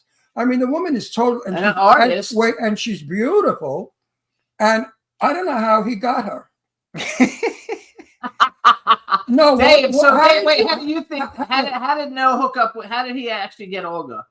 I mean, really? Dave, Order me by mail from I Russia. shipped her in. And she's also a wonderful comic. She's Meanwhile, funny as hell. like, I want to blow Nose cover. Everybody thinks Nose is way out rock and roll guy that's stoned and crazy. Meanwhile, he's a scientist, and No has developed housing for the moon or Mars. No is a genius. He just does this music shit to play around, but he's really a genius. So that's why they say that again. No, say that again. We do it to get. I do it to get on your show. Otherwise, yeah, right. It's so exciting being here. But anyway, we make believe. Olga, what's new, my sweetie? Oh, remember you said to tell you when my book will come out. It came out a year ago. And I already sold 100,000 copies of it. Did you really? Yeah. Well, congratulations. Already. What's the name? Tell us what the name of it is. Hold it up so we see it. What's it say? Bring I it can't in. see Bring it. it in. Bring it in. It says. Bring it in. It says. Good. It's in the famous creativity, something in recovery with the sacred mushroom. But what's it actually called? With Amanita? I don't even know what the hell that said. Microdosing. Okay, I can see that. With Amanita muscaria. Who's Amanita? Is that you? No, Amanita muscaria is the name of the mushroom. Mushroom. So you wrote a book on. So wait, is the On mushroom? mushrooms. Is the mushroom like the one we used to And she eat? sold 100,000 copies. It's a study. I was running it for 4 years, and 20,000 people were involved. So I was collecting all the, documenting all the, they were taking microdosing of that mushroom, and I was recording the results. And then I put it in statistic, and I published that book. It was published in August, 2022, and it's over 100,000 sold. Yeah. That is How incredible. many 'cause was that? Wait, how over 100,000 copies You sold. sold 100,000 copies? I didn't publish it myself. The publisher bought it from me. So Okay. it's a Park Press Avenue. It's a big publishing company. So they took my book, they published it all over, and it's translated in Polish language. So I'm gonna have another interview in January with this book translated in Poland. Do you speak Polish? I don't have to. We're gonna speak English. The Polish language is I speak. Is this like the mushroom Just better. Alga? Is this like the mushroom that everybody used to do years ago to get high? No, it's a very old mushroom, and it has some medicinal qualities. And but it was portrayed over the years. It's a poison, and it kills you. And I studied 20,000 people. Nobody died. Obviously. And then I ran my 2-year study on guinea pigs. I was feeding them with those mushrooms with very small doses. Nobody died. I got 5 generations of guinea pigs, mothers and children and children and children. Nobody died. I proved it to myself. Adverse So wait a effects, and minute. there was no adverse effects. What's the benefit of this mushroom? It cures depression. It's it's a painkiller. It's painkiller much stronger than opioids. It takes addictions like alcohol, methadone, heroin, all kinds of addictions, and it's a big percentage. It's over 80%. And it cures some neurological diseases. It's all here. I studied 120 medical conditions. Most of them so, but I pointed several conditions. But the discovery, my own, with this group of people was it cures addiction. Nobody ever talked about it, and we discovered it by accident. Because when I started it 4 years ago, I didn't know what's going to happen. I was just going for result, not for positive result, just for result. Does it do the job or not? And we discovered. Genius. Like, that's unbelievable. I mean, I know we joke around with you a lot, but that's seriously impressive as fuck. Oh, very. That's impressive. Alga. Oh, you like to talk about teeth and stuff, but I'm science. Yeah. It's nice, though, that you're beautiful and you have tits and you're a genius all together. You can mix them all together. It's fabulous. Got the whole package. Yeah. Hey, so David has been around the world a couple times with the Enemy Band. Alga, do me a favor. Do me a favor, Alga. Invent something that makes me younger. He doesn't want to get older. No, I'm too Acid, I'm telling you. I'm too old already. Actually, we need to work on the time machine. DoctorStriker, you look like really like young, like you're like a kid compared to the rest of us. So you either have really good genes and you don't age, or you're just like a kid. No, he's probably older than all of us. He just has good makeup. It's just the genetics. And- My grandmother and smoked good for 70 lighting. years. Your grandmother what? My grandmother smoked a carton a week for 70 years. Oh, wow. It's just the genetics. Okay, so you have good genetics. So let's go back to music a little bit for a second. So all of you guys are musicians. DoctorStriker, who's some influences for you as you and your band? Like, try and pick somebody that maybe we've heard of. Devo, Van Halen. Yeah, okay. Yeah. Devo, that band. Devo, yes. Yeah. Van Dave, Halen. I totally think that you don't like play that up enough. I really do. Play what? Agreed. Well, That he's the drummer for Devo. He was in Devo. Devo was a fucking huge band in the 80s. You know what? 90s. You know what I have learned in all my 83 years of life? Nobody gives a shit. They really don't. They make believe for the moment. Oh, like I was Jane Russell's best friend forever, right? And I'll say that. And they go, oh, and it's gone. They don't really give a shit that I was Jane Russell's best friend.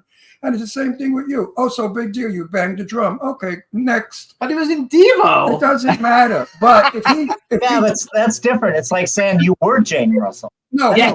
If he turns around and said, I'm going to show you my 14-inch dick, everybody would go, okay, let's look. That's something that interests people. Unfortunately, fans are stupid. Speak for yourself there.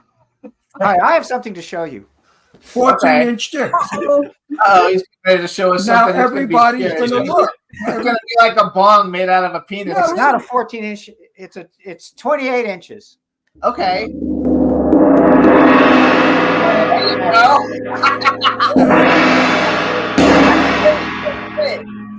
I bought him pillows for Christmas, and they're 28 inches, and they're huge. So No, but seriously, people hear you, but they don't hear you. You know what I'm talking about. No. Sure.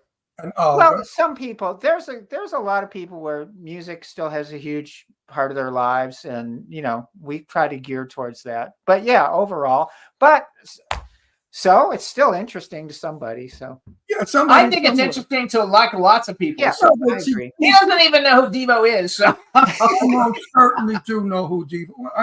You weren't even born yet when Devo was out. sure, I was 1980. What year? 80. I was in high school. Okay, that's a good time for it. I was in the 80s when Devo was big, and I was definitely Nobody cares when I say that I'm tall, gorgeous, fabulous, intelligent, and wonderful and terrific. No one really cares. Oh well. What we do. They do. So wait, so Hey, wait a minute. When are we going to see you two? You never come down to this shithole, LA. How come? they're playing on February 3rd. If you want, you can go. Are we going? Yeah, you better go. You know, Yeah, I February don't 3rd. pay to get in. You know that. I'm comped. I go nowhere where I pay. That's my appearance is my promotion. And you're lucky I don't charge you to go there. I have to promo. So wait, I want to know. Wait, I want to go back. So DoctorStriker had Van Halen and Devo. Dave Kendrick. Who were some? Because you're like such an accomplished musician. Who were some of your like influences growing up? For me? Yeah. Oh, I was an Anglophile, like The Who, Kinks, Stones, Beatles, Psychedelia, which to this day is still a big influence, and some songwriters. I never got that out of my system. And I do not know why I chose drums. It chose me, and I've never had a lesson in my life, but I got pretty good at it. So, well, I'm going to impress you because Jimmy thinks I don't know anything. Earl Palmer was a very dear friend of mine for many, many years. If you know who Earl Palmer is, the most famous studio drummer is Earl Palmer. So I'm not. Have you ever heard of Earl Palmer? Everybody has. I have, sure. Yeah. Okay. Earl Palmer was probably one of the best drummers we had. So Dave, I have another question for you. Do people ever tell you now that you're a little bit older that you could actually like be in the remake of Rocky Horror Picture Show because you look kind of like that dude from Rocky Horror Picture Show? I've grown my hair out. When it was short, I used to get Andy Warhol all the time. Now I get a whole assortment of other names. So. But you really do look like the Rocky Horror Picture Show guy, and that's a compliment because he does look like Andy. I used to go to Studio 54. We'd see him in the inner circle. You weren't allowed to go there because you were nobody. But only the big shots would be in the inner circle, which was roped off. So wait, now it's your turn. No and Olga. So who were some of your musical influences growing up? Mine? Yeah. I was 7 years in classical piano school, so he killed everything in me. And when I met him, so he's my influence. Oh my gosh, that worked out perfect. All right, now so. By the way, Olga plays a very, very good piano in the rock group. Keyboard. Well, don't call it a piano. No, I don't think. Do you call it a piano or a keyboard? Keyboard. Keyboard. Yeah, keyboard because you can have either the organ or synthesizer or piano on the same set of. Okay, she plays keys.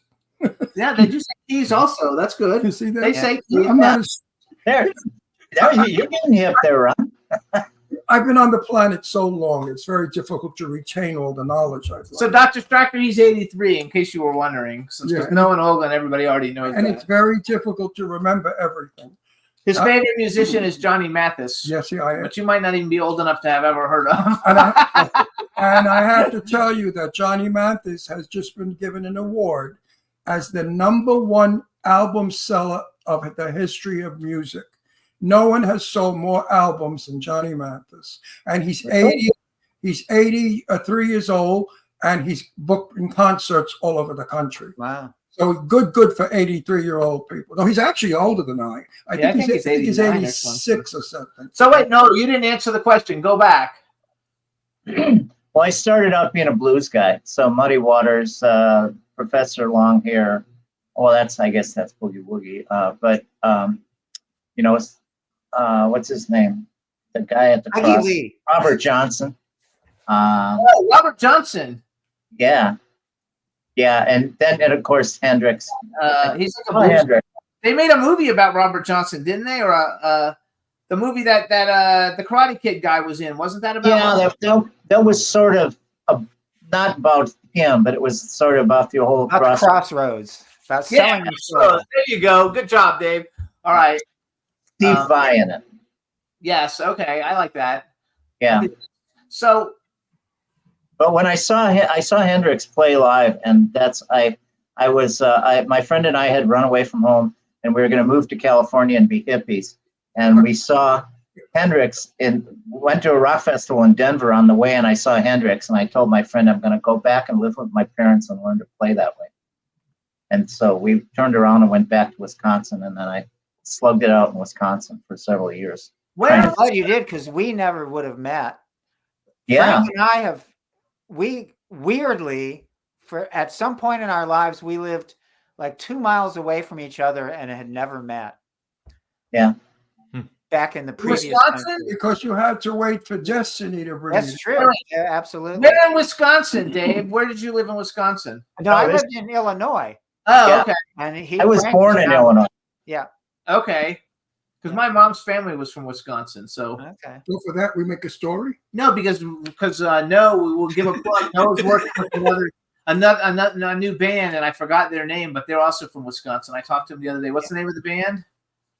Oh, well, that's a good question. Oh, that's right. Because they don't have a good name. We have to come up with a better name.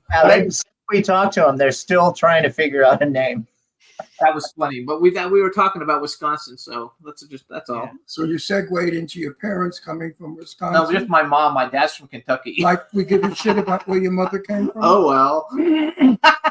So tell us, what is going on for 2024? Revolushn didn't play a lot in 2023, I don't think. I didn't see it on Instagram, which you guys can follow. Instagram at Revolushn, but it's Revolushn with an SH, so it's REVOLUSHN.1. And the website is revolushn.com. And Dr. Striker's Instagram is what? Dr. Striker? Yeah, Dr. Striker, just full spelled out DoctorStriker. And actually, you guys should go to YouTube and check out Dr. Striker. Just plug it in, Dr. Striker Band, because he's got like all kinds of wild videos that were on there. Remember when we danced to your music? At the Mars thing. And I was a rabbit or something. Was I a rabbit? Oh yeah, you guys were on stage with us. Yeah, no, you weren't a rabbit. You were the killer in Stranger Things. No, I thought I was a rabbit. No, he was the plant killer thing in Stranger Things. But I danced to your music all night. We were out there. That was a fun night, actually. We were loaded out of our minds and we were dancing. So wait, what's going on for 2024? If you guys go, we got a new record to finish. We got a new record to make, and then hopefully playing. You know. There you go. Yep. We got to play more shows. And what about you, Dr. Striker? You got any other shows coming up that we should be telling people about? Getting them, booking them. This is the first show. I moved to LA more recently. I lived up in the Bay.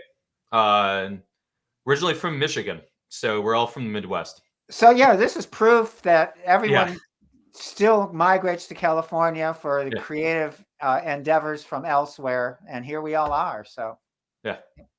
I love it actually. We've actually been to Universal Bar and Grill a whole bunch of times because Okay. we've had a bunch of. We didn't go there for concerts. We We were went there there for with- like movie screenings. No, weren't we there? No. Didn't we have dinner at the Universal? You and I and a couple. No, of people? Universal Bar and Grill is where the Clown Motel did their premiere, one of their premiere parties. He was in a movie called Clown Motel 2, and they did a premiere party there. And you shot Clown Motel 2. You shot it at Universal Bar and Grill. What the fuck do I know? Actually, we shot a scene. So he plays General Milan in this cult movie called Clown Motel 2. And we actually shot his role in the Universal Bar and Grill back at the pool table area and stuff, and in the bathroom and stuff. It was funny as shit. So that's a dump. It's a dumpy place, but the food is really good, guys. The remember. food is really, really good there. It's like they make great hamburgers. Sound is great too. Yeah, we were in a movie with Ron too. Yes, I know. Right, we don't. Give us. We won't mention it. But We don't mention that shit. Piece of shit. That's coming out in February. Hey, wait, it had us in it, so how bad could it be? No, but that part is terrific. So I love it though. I think it's so cool that you guys met DoctorStriker. You're doing your own thing. Wait a minute. Let's get this DoctorStriker. What are we in love with him? Where are you from? What are you doing? Michigan. What makes you think? What's your trip anyhow? You don't look like a rocker. He doesn't look like he belongs in the business. He looks like he should be a rabbi. Rabbi Striker, yes. Rabbi Striker. I like that. Are you Jewish? Yeah. Oh, good. Yeah. I come from a long line of rabbis and doctors. Yeah, so you're a landsman. My landsman.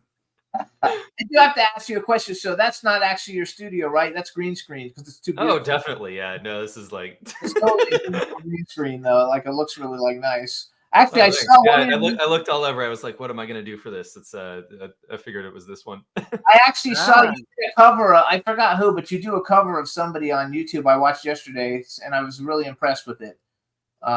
It's part of an interview. Like the video goes from the music video to an interview, and all in the same video.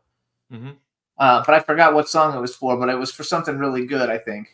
So you guys definitely want to check it out. It's not for the faint of heart. Neither is Revolushn, you guys. It's like real music, real musicians playing real instruments. It's no auto-tune, no. They're a band. Yeah, they're an actual band that actually plays like instruments. the And if you olden guys days. really, we joke around a lot, but Dave Kendrick is one of the best best drummers on the fucking planet. I'm telling gotta you, really like seeing he played on a garbage pail one night, and I was so I was really impressed. Dave, I really was. No, it was super I mean, great. he made a garbage pail sound like a drum. So wait, DoctorStriker, what do you play? You play a guitar? What do you play? Or are you just a singer? You just sing, but you don't I'm play a singer. Well, it was a one-man band. Then I brought in other members. He's a cantor. So, what? You're a cantor. A Jew cantor, you know what that is? What kind of Jew are you if you don't know what a cantor is? You'll have to look it up after the That show. A singer, yeah. Meanwhile, my very best friend, Barbara Rosenblatt, with one T, was the niece of Cantor Rosenblatt, who was the most famous Jewish cantor in the world. Mm-hmm. You know the name Rosenblatt? And that has to do with what? No, it's Jewish people, when they hear the name of Cantor Rosenblatt, they start to cry because he was an extremely important rabbi. So no, brag a little bit. Besides Revolushn, who are some of the people who you've played in the studio with? Let's brag a little bit so we can add some names to your list. I can't remember. So David Kendrick was this guy, this skinny from Illinois. He's really good. Now, who else didn't you play with? Like Patti LaBelle or somebody? Don't mention I Patty. don't know. I'm guessing. You played with Patti LaBelle? What was her name? The woman from the Supremes sang backup on that. Remember that song "Ghost of Love," David? You got to remember their name, Frank. But wait, let's get back. You knew Patti LaBelle? No, what was No. instead? Oh, because I love. Wait, Dave, who have you played with? Because you must have played with a ton of people. Yeah, I mean, I was in the group Sparks for quite a long time. Devo, Wall of Voodoo guys. I mean, a lot of music. Beth Hart. Film, on a lot of movies and written a lot of songs too. Group called Shoo Shoo, kind of from arty experimental stuff. I always like music that is far left of center, and the psychedelic sounds of Revolushn are perfectly put together for you. And I like writing with Frank too. So Actually, that's so playing with the Dr.Striker guy too, though, because their music is just like that too. It's pretty like left of center also. But it's very amazing because I think one of the things that you guys have going, both of you guys as bands have going for you, is the live show. Because I watched all kinds of videos, you know, on YouTube and yeah, but nothing beats this video. Olga, brilliant. I love the video. I could have watched 10 minutes more. Yeah, that is a great video. Because it's so me. I mean, I so believe in that. I'm so with that. I love that video. How did you do that? You're so smart to make all that shit happen. And it's real aliens. That's the other thing. Good show, and David is a star. It's called Dog Gets High, and David is a superstar of that video. Yes. He plays a psychedelic victim. He took LSD and gun. Parallel. The music was really good. I enjoyed the music. That's why I said to Jimmy. And we need to do another record so Olga can do more videos. I have to say though, that is like all the videos that you guys put out look amazing. They're all really, really good. That one. But the live show, I think, is where all of you guys really have strength. Well, both thank of you you for guys that. strength. Yeah. I mean, I've seen Revolushn many times live. I haven't seen you yet, DoctorStriker, but I watched the videos that were on YouTube before you came on, just so I would have an idea of what your music is all about. You know, I fight with people all the time. They say, "Oh, Ron, you're insane. There's no such thing as aliens. There's no such thing as." I said, you believe in Jesus Christ, right? Did you ever meet him? Did you ever see him? No, but you believe in him. He's a fictive. He's in your imagination. Where? Because somebody wrote a book and said this man is the son of God. So why can't I believe that we are aliens and we came here millions of years ago? Ancient Aliens is like his favorite show. Yeah. I mean, we are aliens. If we ever got to another planet where there's civilization, we're going to see people like us. I'm just my thing is just the universe is so big. Do you really think that we're that special, that we're the only ones? Right, you can. Yeah, mathematically, there's got to be all kinds of life forms that we haven't even thought about. No, I said to Jimmy, I wonder if they have smash and grab on another planet. Well, we're the only ones with the honor. You know. So, David, says that you also got a Daytime Emmy Award for Outstanding Music Direction and Composition for the musical television series Adventures in Wonderland. That's people in the chat room are writing stuff about you. That is true. Yeah. So you have an Emmy. That's a big deal. It was very fun putting words in the mouths of Lewis Carroll characters. That was a good writing job. Yeah. I'm a lyric writer too, besides drummer, and he wrote the lyrics for that video. Outer space and science fiction themes we get to do in Revolushn. All the space stuff is. No, and Olga, do you really believe what you put in that beautiful video? Oh yeah, it's real. It's a documentary. Yeah, it's a documentary. We have some aliens live in our garden, so we just. And I so agree with you. I'm serious. People think we're nuts, but not. I agree with that. Yeah, but then when Ancient Alien people have like a convention, like millions of people go to it. Like, so I think lots of people believe it. Either way, your videos, the videos that you do with the aliens, they're my favorite. It's like everything. You got to know who you're with. You got to keep your mouth shut if you're with certain people about certain things because they think you're nuts. I mean, I don't give a fuck if they think I'm nuts because I am. Yeah, I was gonna say because like only quite frank, we're averaging 5 million people of shows. So yeah, somebody said to me, "You know, you're disgusting." I said, "Yeah, 5 million people worth." You gotta love it. So whatever I do, I guess I do right. So real quick because we've only got a minute. You guys want to go Saturday? February? You were very quiet tonight. Saturday, February 3rd at Universal Bar and Grill. You don't love me anymore. I'm making love to Olga. You don't love me anymore. This is in California and Los Angeles. Yeah. Los Angeles. I thought you loved me. Remember we talked about you leaving no for me? You don't have enough money. I'm afraid of of Jimmy. I don't want to break his heart. There you go. Thank you, Olga. So So you guys, Saturday, February 3rd, Universal Bar and Grill. This is in Los Angeles. DoctorStriker, Big Chompers, Revolushn, Clem Darling, and the Astronauts. Doors open at 7. The show's at 8. It's $10 to get in. Follow at DoctorStriker on Instagram and at Revolushn, REVOLUSHN.1 on Instagram for Revolushn. And we wish you guys the happiest New Year since New Year's weekend is coming up. Be safe, have fun, enjoy yourselves. DoctorStriker, it was nice to meet you. Dave, meeting you guys. it was nice to meet you guys, and we'll see you guys next year. Pleasure. Bye-bye. Woo! Bye, you guys, because we're out of time. See ya. Bye, everybody. Thank you very much. Bye-bye. Happy New Year. Can turn out to be so wrong.